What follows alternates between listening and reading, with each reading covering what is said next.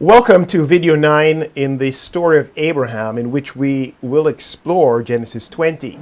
This video is entitled Abraham Falls Again because the events in Genesis 20 mirror Abraham's fall in Egypt in Genesis 12.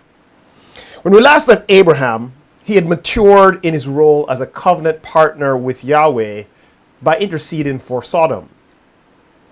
God saved Abraham's nephew Lot and his daughters because he remembered Abraham. In the same way that God had saved a remnant of humanity after the flood because he had remembered blameless Noah. And God has visited Abraham and for the second time promised to, in a year's time, to give him a son through Sarah. But this time he makes a promise in Sarah's hearing.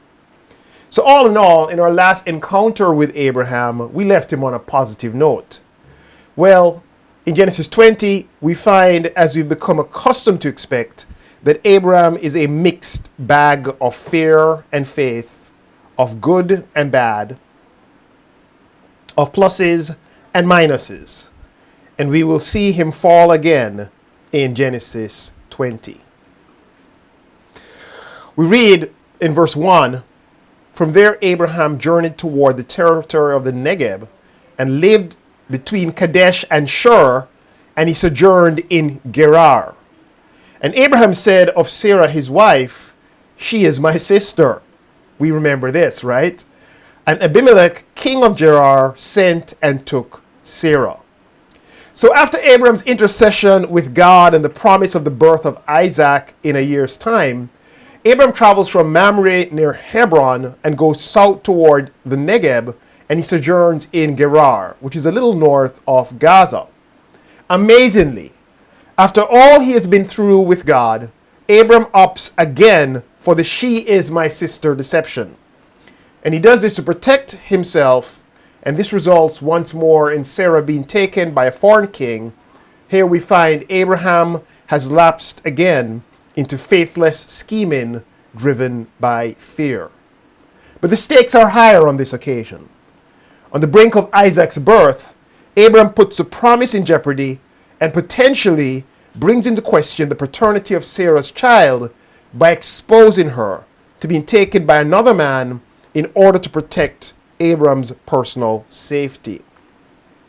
Derek Kidner puts it this way: after his spiritual exertions, Abraham's relapse into faithless scheming as at other moments of anticlimax, and he's thinking here, for example, of in chapter 12 in Egypt, after the call and his response to God, succumbing to this "she's my sister" deception, and also of his falling with Hagar in Genesis 16 after God made him the promise and he believed in Genesis 15. He continues, as at other moments of anticlimax, it carries its own warning. But the episode is chiefly one of suspense.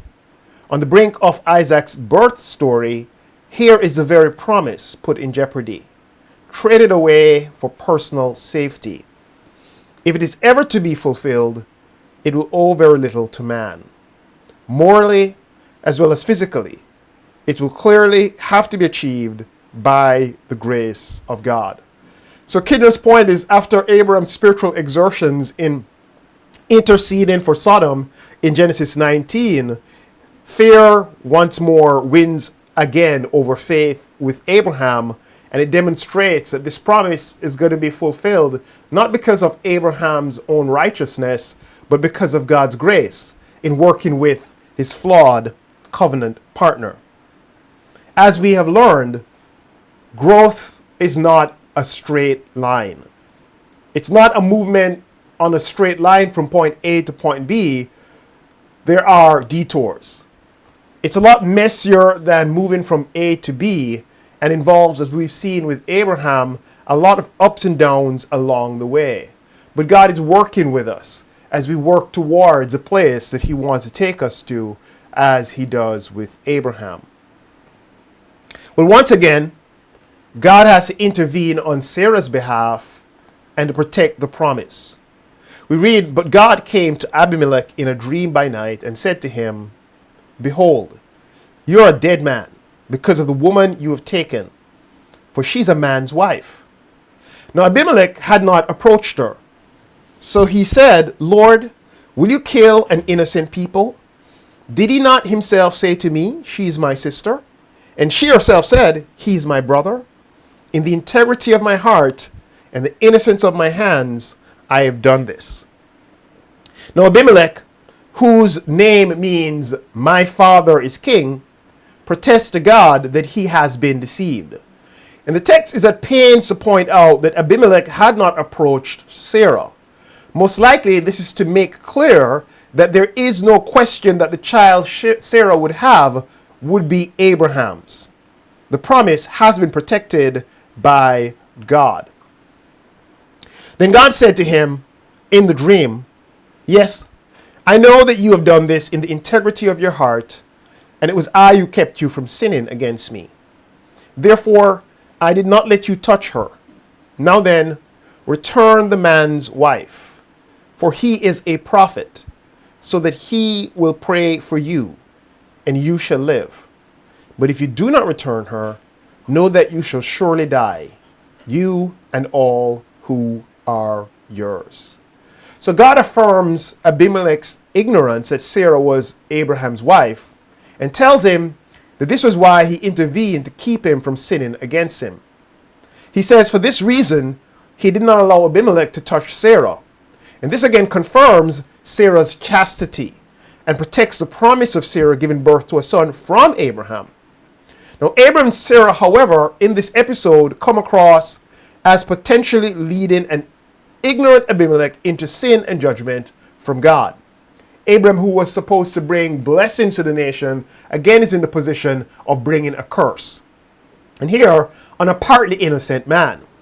Now, Abraham and Sarah are therefore not more innocent parties in this matter, but God is intervening on their behalf because they are his covenant partners. God has promised them to curse those who dishonor them, and so he is defending them against Abimelech. And God tells Abimelech to return Abraham's wife so that Abram will pray for him because he is a prophet. As we've learned from a previous video, prophets play an intercessory role praying to God on behalf of people, like Moses did for Israel in the golden calf incident and like Abram did in Genesis 19 for Sodom. So Abimelech rose early in the morning and called all his servants and told them all these things. And the men were very much afraid. Then Abimelech called Abram and said to him, "What have you done to us? And how have I sinned against you that you brought on me and my kingdom a great sin? You've done to me things that ought not to be done." And Abimelech said to Abraham, "What did you see that you did this thing?" So Abimelech rises up very early the next morning and he tells his servants what God had said to him, and the men of his kingdom are very much afraid. And this tells us that these are people who fear God. And so when Abram says later on in verse 11 that he lied because he thought the men of this place did not fear God, we see clearly that his fears are not justified. Abimelech asks, "What have you done to us?" And of course, that recalls God asking Eve and the snake in Genesis 3, "What have you done?" And later asking Cain after killing Abel, "What have you done?" And it also recalls Pharaoh asking Abraham the same question, "What is this you have done?" So Abram is again being characterized as Eve at the fall, and as a snake, and as Cain, the seed of the snake. And so what have you done is in this instance, however, what have you done to us? And that's a slight change that is worthy of some consideration, because Abimelech doesn't say, "What have you done to me?" but "What have you done to us?" And he also says, "How you have brought upon me and my kingdom a great sin." So Abimelech is concerned especially for his subjects' welfare, and not only for himself, which is a mark of a good ruler. By comparison, Pharaoh just asked Abraham why he had lied, but Abimelech asks How have I sinned against you? And his question suggests some moral earnestness. Abimelech suggests that he must have behaved or sinned terribly to provoke Abraham to make him fall into a great sin. And that language is a well-known Near Eastern description of adultery. Now, when you compare that with Pharaoh's colorless "I took her," Abimelech's great sin, and ways that never ought to be done, again highlight this man is concerned about morality. We're getting to like him. Abram said, "I did this because I thought there is no fear of God at all in this place, and they will kill me because of my wife. Besides, she's indeed my sister, the daughter of my father, though not the daughter of my mother, and she became my wife. And when God caused me to wander from my father's house, I said to her, 'This is a kindness you must do to me, and every place to which we come, say of me, he is my brother.'" Now, Abram's explanation comes across like blame shifting, like we saw in Genesis 3. He first seeks to excuse his lying by being afraid that the men of Gerar didn't fear God and would kill him because of his wife.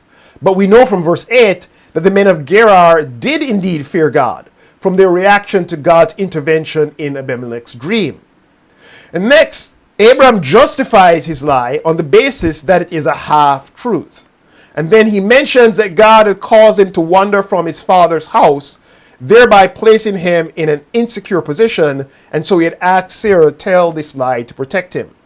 So when God caused me to wander from my father's house, sounds like Adam's "the woman that you gave me." So fear of man has triumphed again over faith in God in Abram's life. And this leaves us to wonder whether Abram has learned anything over all these years with God.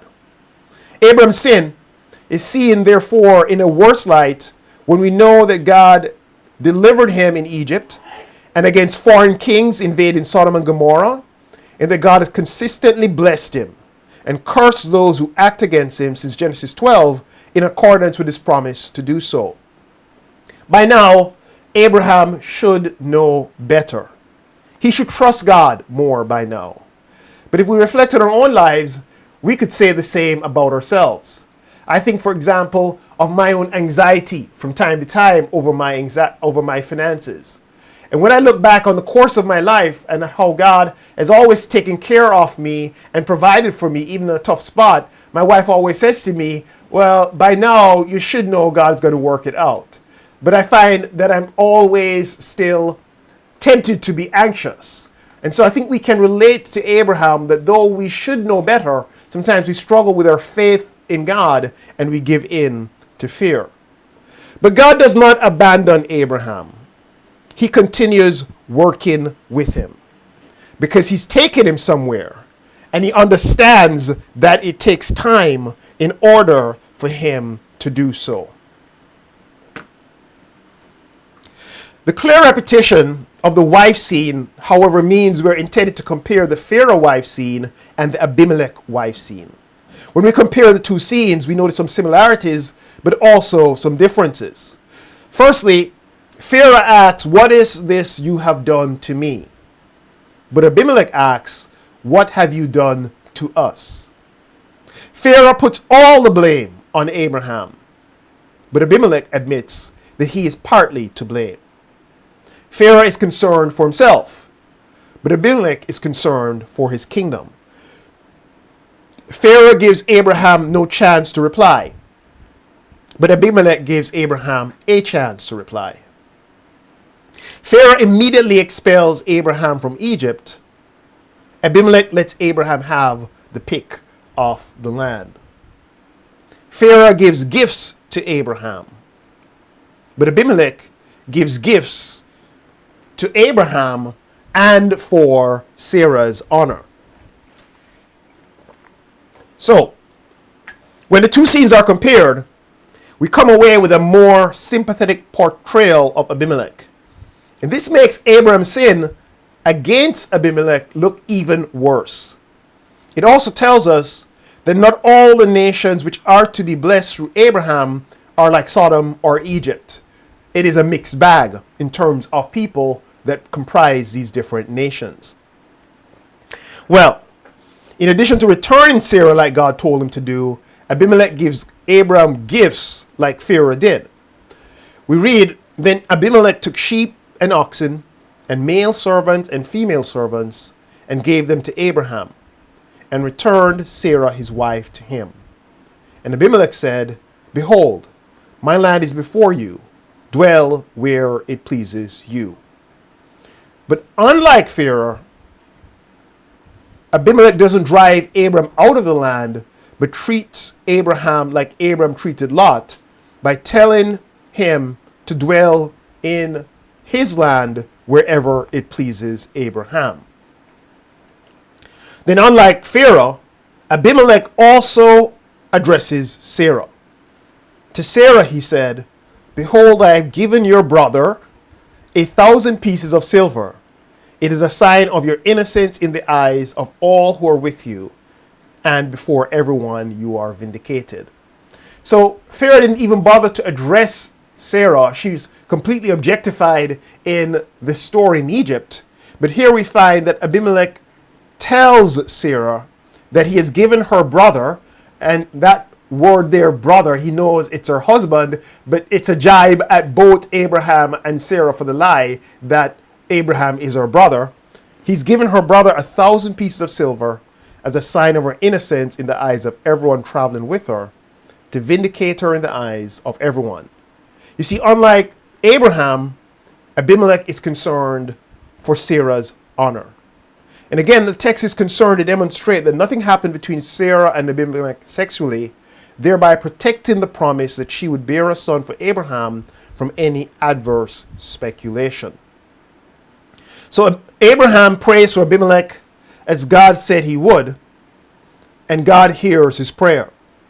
Then Abram prayed to God, and God healed Abimelech, and also healed his wife and female slaves, so that they bore children. For the Lord had closed all the wombs of the house of Abimelech because of Sarah, Abraham's wife. And so we learn for the first time that God had closed all the wombs of Abimelech's house because of Sarah. And because of Abraham's prayer, God heals Abimelech's wife and female slaves so that they were able to bear children. This introduces hope in the story, that God can also open Sarah's womb so that she can also have a child, as he's promised that he will make her conceive within a year. As Gordon Wenham observes in his commentary, so our chapter closes with a glimmer of hope, a hope that will suddenly be realized in chapter 21. But though the narrative reassures us about the reliability of God's promises, it again reminds us of the waywardness and moral weakness of his servants. So the promise will be realized not because of any goodness on Abraham's part, but in spite of his moral weakness, and entirely because of the faithfulness of God.